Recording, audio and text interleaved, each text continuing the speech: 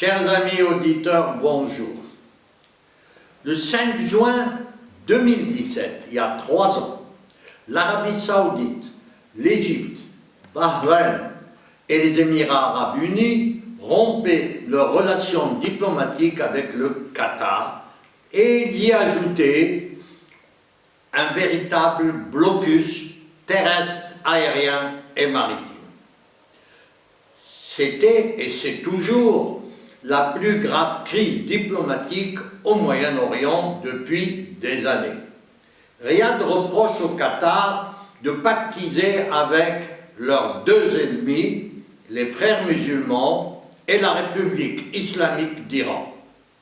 Cette guerre contre le Qatar, voulue par l'Arabie Saoudite, perdure dans l'indifférence générale. Les armes ne parlent pas, mais la drôle de guerre menée par les coalisés multiplie les formes d'agressivité à l'égard de Doha. Maintenant, c'est la guerre de la désinformation qui fait rage. La dissémination de fausses nouvelles est devenue une arme dans le conflit. Piratage des comptes qataris Twitter, diffusion de fausses nouvelles, comme l'annonce d'un coup d'État à Doha, et j'en passe. Cette ébullition électronique n'a rien de spontané. C'est une véritable campagne de déstabilisation délibérée de Doha. Mais grâce à la puissance de son industrie gazière, la cité-État s'est dotée de filières alternatives de ravitaillement, ce qui lui a permis d'atténuer l'impact de ce blocus. Le Maroc, qui avait refusé de se joindre à la coalition, a brisé le blocus en envoyant des avions chargés de denrées alimentaires. Aucun des deux camps ne peut ni ne veut se lancer dans une véritable guerre.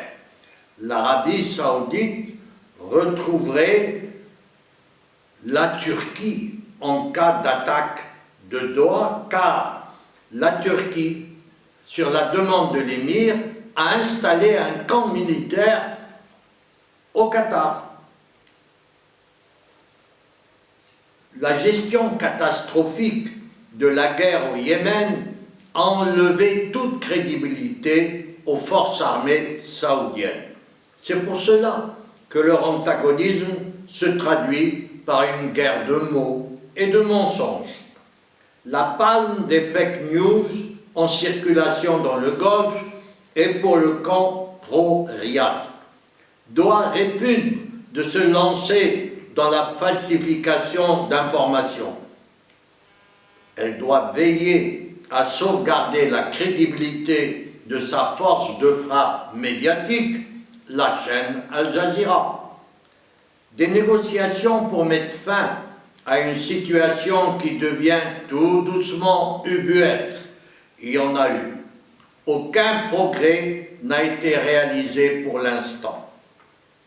De la dernière visite fastueuse, vous vous en souvenez, du président américain Donald Trump à Riyad, le prince héritier a cru avoir reçu un blanc-seing pour asseoir l'hégémonie de l'Arabie Saoudite dans la région. D'où sa tentative de mettre au pas le Qatar. On a le sentiment de revivre le même scénario qui avait amené l'Irak à envahir le Koweït par une mauvaise interprétation de la volonté américaine. À demain, si vous le voulez bien.